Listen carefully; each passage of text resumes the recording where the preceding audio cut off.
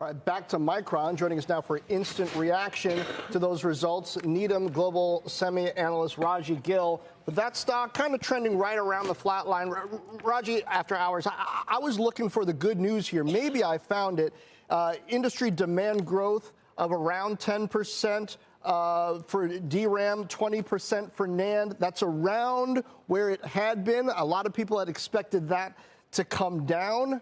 So perhaps demand holding up? What do you see here?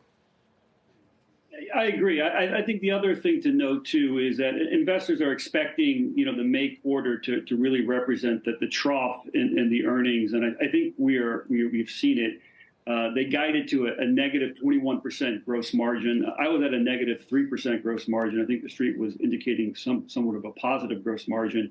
But buy-side expectations from my conversations were expecting a negative margin. So I think they are writing down older excess inventory, taking the large inventory drawdown. It is larger than what I initially thought, but it is at least clearing out that excess inventory.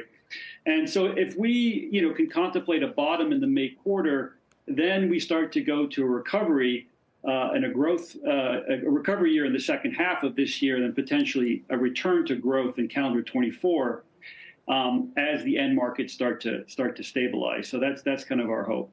Raji, here's what I kind of wonder about looking at these initial materials before Micron's call. It sounds like they're taking a bunch of cost actions, which investors tend to like, cutting their CapEx, saying that they're cutting discretionary spend. But I don't see anything in here that indicates confidence in hyperscaler demand throughout the rest of the year. And there's been such a reliance on those big customers, AWS, Microsoft, Google.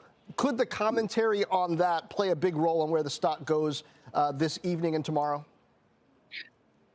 Yes, but I think if we take a step back, 50% of Micron's revenue still comes from smartphones and PCs.